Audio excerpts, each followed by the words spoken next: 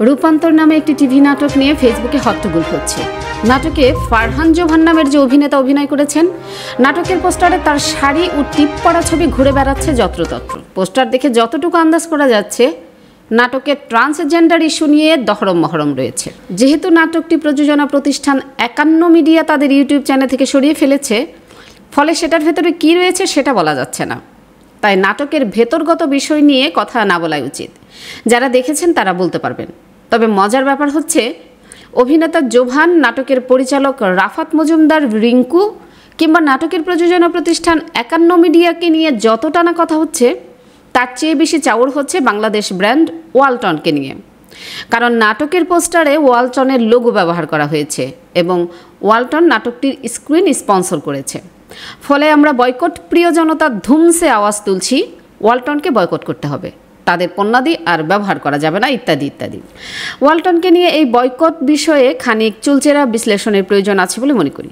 প্রথম কথা হচ্ছে, ধরুন একটি নাটক নির্মাণ করা হবে। প্রথমে একজন স্ক্রিপ্ট রাইটার নাটকটির গল্প লিখবেন, এরপর পরিচালক গল্পটি পছন্দ করলে তিনি সেটাকে নিয়ে নাটক নির্মাণের সিদ্ধান্ত নেবেন। সিদ্ধান্ত নেওয়ার পর তিনি কোনো প্রযোজনা প্রতিষ্ঠানের কাছে যান এবং তাদেরকে গল্প শুনিয়ে অনুরোধ করেন নাটকটি প্রযোজনা করতে। প্রযোজনা প্রতিষ্ঠান গল্প শুনে সম্মত হলে এরপর শুরু হয় অভিনেতা অভিনেত্রীদের বাছাইয়ের পালা। পরিচালক ও প্রযোজনা প্রতিষ্ঠান মিলে নাটকের পাত্রপাত্রীর প্রাথমিক তালিকা করে তাদের কাছে যান গল্প নিয়ে। তারা গল্প পছন্দ করলে তারপর ডেট ফিক্সড করে শুরু হয় নাটকের শুটিং। পরিচালক, কলাকুশলী, পাত্রপাত্রীর সম্মানী ও শুটিংয়ের যাবতীয় খরচ বহন করে প্রযোজনা প্রতিষ্ঠান। নাটকের শুটিং শেষ হওয়ার পর এই নাটকটি আর পরিচালকের হাতে থাকে না, নাটকটি চলে যায় প্রযোজনা প্রতিষ্ঠানের কাছে। যেহেতু তারা নাটকটিতে অর্থলগ্নি করেছে, সুতরাং নাটকের সত্ত্ব সম্পূর্ণ তাদের। এখন প্রযোজনা প্রতিষ্ঠান নাটকটি নিয়ে যায় কোনো টিভি চ্যানেলের কাছে অথবা কোনো ইউটিউব চ্যানেলের কাছে বিক্রি করতে। চ্যানেল কর্তৃপক্ষ নাটক পছন্দ করলে প্রযোজনা প্রতিষ্ঠানের কাছ থেকে সম্পূর্ণ বা আংশিক সত্ত্ব কিনে নেয়। এরপর সুযোগ মতো তারা নাটকটি তাদের চ্যানেলে রিলিজ করে। এই রিলিজের আগে আরেকটি গুরুত্বপূর্ণ কাজ বাকি থাকে টিভি বা ইউটিউব চ্যানেল কর্তৃপক্ষের। নাটকটি তাদের চ্যানেলে প্রচার করার আগে বিভিন্ন বহুজাতিক কোম্পানি বা নামী কোনো ব্র্যান্ডের কাছে যায় বিজ্ঞাপনের জন্য। চ্যানেল কর্তৃপক্ষ নাটকটি প্রচারের সময় ব্র্যান্ডের লোগো বা পণ্যের ছবি, ভিডিও বিভিন্ন অ্যাঙ্গেলে স্ক্রিনে প্রদর্শন করবে। বহুজাতিক কোম্পানি বা ব্র্যান্ড রাজি হলে তারা তাদের পণ্যের ছবি, ভিডিও প্রচারের অনুমতি দেয়। বিনিময়ে চ্যানেল কর্তৃপক্ষকে নির্দিষ্ট পরিমাণ অর্থ প্রদান করা হয়। এখানে আসে ওয়ালটন ইস্যু ও বহুজাতিক কর্পোরেট বিষয়ে আমাদের অজ্ঞতা। বহুজাতিক কোম্পানিগুলো প্রিন্ট, ইলেকট্রনিক ও সোশ্যাল মিডিয়ায় বিজ্ঞাপন প্রচারের জন্য নিজেরা সাধারণত কাজ করে না। তাদের বিজ্ঞাপন ও প্রচারণার জন্য তারা দেশের বিভিন্ন বিজ্ঞাপনী এজেন্সিকে দায়িত্ব দেয়। এজেন্সিকে একটি লক্ষ্যমাত্রা দেয়া হয়, এই মাসে ১০০টি নাটকে আমার এই পণ্যের বিজ্ঞাপন দেখাতে হবে, প্রাইম টাইমে এই পণ্যের অ্যাড দেখাতে হবে অমুক। এই সকল বিষয় দেখভালের দায়িত্ব থাকে নির্দিষ্ট বিজ্ঞাপনী সংস্থার উপর। মাস শেষে তারা বিজ্ঞাপন প্রচারের হিসাব দিয়ে কোম্পানি থেকে তাদের সার্ভিসের পয়সা নিয়ে নেয়। বহুজাতিক কোম্পানিগুলো প্রতিটি অ্যাডের চুলচেরা হিসাব সাধারণত খুব একটা রাখে না। সুতরাং এই হিসেবের মধ্যে ওয়ালটনকে বলির পাঠা হিসেবে শুলে চড়ানোর পায়তারা করা নিছক অনভিপ্রেত ছাড়া আর কিছুই নয়। না রূপান্তর নাটকটি তারা নির্মাণ করেছে, না প্রযোজনা করেছে, আর না তারা স্বপ্রণোদিত হয়ে এটিকে স্পন্সর করেছে। বয়কট যদি করতেই হয়, তবে নাটকের অভিনেতা জোভান, পরিচালক রাফাত মজুমদার রিঙ্কু কিংবা প্রযোজনা প্রতিষ্ঠান ৫১ মিডিয়া বা বিজ্ঞাপনী সংস্থাকে করুন। তারা সকলে জেনে বুঝে নাটক পরিচালনা করেছে, অভিনয় করেছে, স্পন্সর করেছে এবং প্রযোজনা প্রতিষ্ঠান অর্থলগ্নি করেছে এবং ইউটিউবে প্রকাশ করেছে। ওয়ালটন এখানে একেবারেই একটি গৌণ প্রতিষ্ঠান।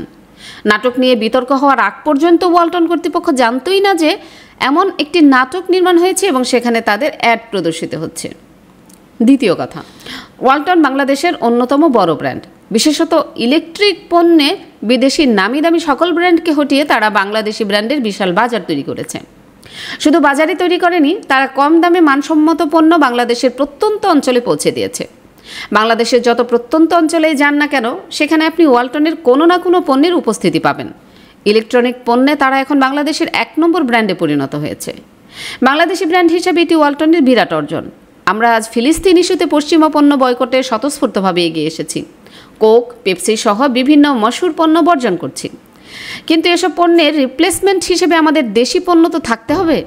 কোক, পেপসির বদলে মজুক লেমন খাচ্ছি, কিন্তু ইলেকট্রিক পণ্যের ব্যাপারে আমরা কি কখনো সচেতন হয়েছি? কোনগুলো আমাদের দেশীয় পণ্য আর কোনগুলো পশ্চিমা ভারতীয় পণ্য? আমরা ভারতীয় পণ্য বর্জনের ডাক দিচ্ছি, কিন্তু ভারতীয় পণ্যের রিপ্লেসমেন্টে আমাদের দেশীয় ইলেকট্রিক ব্র্যান্ড কয়টা আছে? আজ যদি ওয়ালটনকে প্রশ্নবিদ্ধ করা যায়, কাল ভীষণ ব্র্যান্ডকেও প্রশ্নবিদ্ধ করা যাবে, পরশু আকিস, তারপর আরেক কোম্পানি। এভাবে বয়কট করতে করতে তো দেউলিয়া হয়ে যাব। কাজে বয়কট ডাক দেওয়ার আগে খানিকটা ভেবে চিন্তে কাজ করা জরুরি। তৃতীয় কথা হচ্ছে, আমাদের সতর্ক থাকা জরুরি, এই ওয়ালটন ইস্যু কি আমাদের পশ্চিমা ও ভারতীয় পণ্য বর্জনের উদ্যোগকে কোনোভাবে ম্যানিপুলেট করছে? ভিন্ন খাতে প্রবাহিত করার চেষ্টা চলছে না তো? অথবা পশ্চিমারা তাদের পাততাড়ি গুটানোর আগে আমাদের দেশীয় পণ্যকে আমাদের কাছে প্রশ্নবিদ্ধ করছে না তো? চেষ্টাটা এমন, আমরা যেহেতু মরেছি, এই দেশীয় কোম্পানিগুলোকে সঙ্গে নিয়েই মরব। কাজে যে কোনোভাবে দেশীয় কোম্পানিগুলোকে স্পর্শকাতর ইস্যুতে মানুষের ঘৃণার পাত্র বানাতে হবে, তাদেরকেও বয়কট করার নানা ছুতো তৈরি করতে হবে। এমনটা হতেই পারে। সুতরাং খেয়াল রাখতে হবে আমাদের বয়কট আন্দোলন যেন আমাদের জন্যই বুমেরাং হয়ে না যায়। সুপ্রিয় দর্শক, এতক্ষণ আমাদের সঙ্গে থাকার জন্য অসংখ্য ধন্যবাদ। আশা করছি দর্পণ টিভি ইউকে ফেসবুক পেজটি লাইক, কমেন্ট ও ফলো করে আমাদের সাথেই থাকবেন। আল্লাহ হাফেজ। 24 ঘন্টা সপ্তাহে 7 দিন আকর্ষণীয় এক্সচেঞ্জ রেটে সমগ্র যুক্তরাজ্য থেকে বাংলাদেশে টাকা পাঠান আইএফআইসি মানি ট্রান্সফার ইউকে লিমিটেডের মাধ্যমে। যখনই পাঠাবেন তখনই জমা হবে আইএফআইসি কিংবা দেশের যে কোনো ব্যাংক অ্যাকাউন্ট এবং বিকাশ ও নগদ ওয়ালেটে। মানি ট্রান্সফার করতে সার্বক্ষণিক আছে আমাদের মোবাইল অ্যাপ এবং আপনার নিকটস্থ অনুমোদিত এজেন্ট। বিস্তারিত জানতে কল করুন 020-7247-9670 নম্বরে। আমাদের ঠিকানা 18 Brick Lane, London E1 6RF UK। IFIC money transfer UK limited IFIC ব্যাংকের নিজস্ব প্রতিষ্ঠান।